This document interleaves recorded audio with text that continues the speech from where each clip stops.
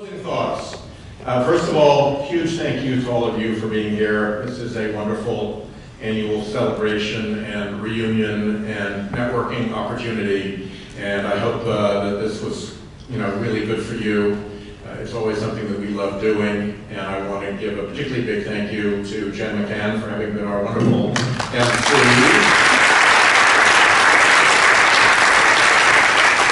In addition to her quiet but powerful role facilitating the whole ocean SAMP effort that got Deepwater Wind there in the first place. I think women in the room will know something about being the quiet facilitating role that really makes things happen. And Jen is really a wonderful example of a great Rhode Island public servant, so double thank you. So what do we do going forward? I'm in this fight all the time. And I have, you all have important voices, and you're members of organizations that have important voices, and I'd make three recommendations. One is that what is driving particularly the oil industry to start thinking seriously about not being an enemy of climate action is the litigation. It is not their innate integrity. It is not that they've rebooted their business plan. It is not congressional pressure. It is litigation. They're looking at a world in which they have a president who is completely in tow to them. They're looking at a Congress that they have completely under their thumb. And the thing that they fear is courts. Because in courts, you're not supposed to lie, and you can actually be punished for doing it. In courts, there's this thing called discovery, where you actually have to cough up your files and your papers, and people will see. Remember the tobacco lawsuits? Remember what we discovered? They're terrified. Before you even get to judgment and liability, they're terrified just of getting to the point where they got to cough up their documents, and then you get to take sworn depositions of your adversary. They don't want that either. So in every possible way, we have to support the effort that is being made across the country in litigation against these guys. And I salute Peter Kilmartin for what he's doing going forward. There are a lot of other litigation going on. But this is going to be a key fulcrum for the moment when they throw in the towel and say, all right, let's do something. Without that, that day would be a long way further off.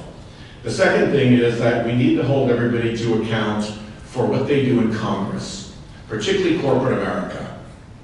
Now, I think you all know that the oil companies are lying when their CEOs say, we understand climate change is real, we know our product is causing it, and we support a price on carbon. No, they don't.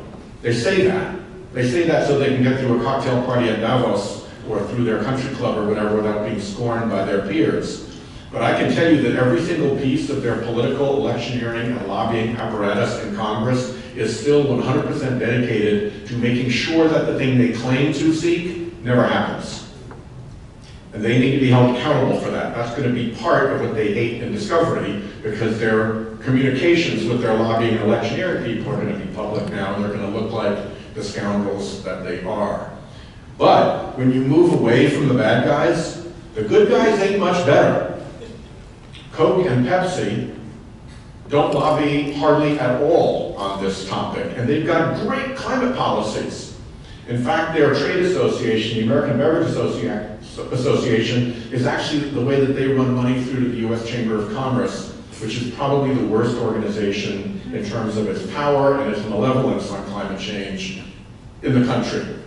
So the few little things that Coke and Pepsi may do to be good in Congress are outweighed like 100 to 1 by what their trade association does and where their lobbying money goes. The biggest and strongest and most wealthy companies in the US, like Microsoft and Apple and Facebook, they are part of a trade association called TechNet that for 2 straight years didn't even put climate change in its lobbying materials. They had gorgeous lobbying materials and these beautiful things that had obviously been really well designed by super paid designers, but they didn't mention climate change. Didn't even mention green energy. And they had companies like Sunrun and Bloom Energy, actual green energy companies, in their membership, and they still wouldn't even mention green energy. So we need to start holding the big corporations both good on climate and bad on climate to account for the way they act in Washington, in Congress. And if we can put pressure on them to align their lobbying with their stated policies, that will be a sea change, an absolute sea change. And it ought not to be asking too much of a big corporation to have its lobbying align with what it states its policy is. So there is a place where we can all put pressure as consumers, as member organizations, to make sure that the lobbying lines up.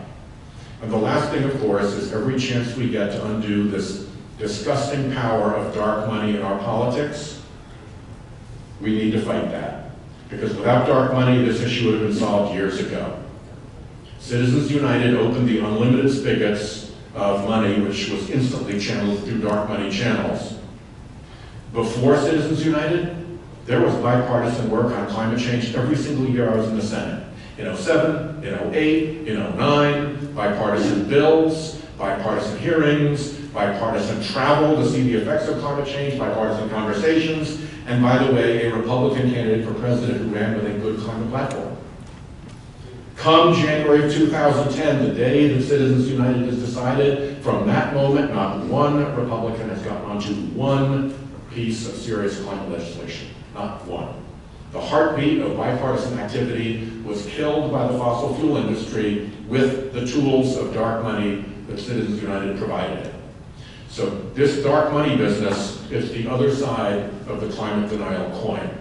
If we can address those three things, keep the litigation cooking, keep the pressure on corporate America to actually lobby the way they say they believe, and to diminish the power of dark money, that's how you get to a solution on climate change. If we can all help lean in on those. So now let's go have some beer. Thank you so much for being here.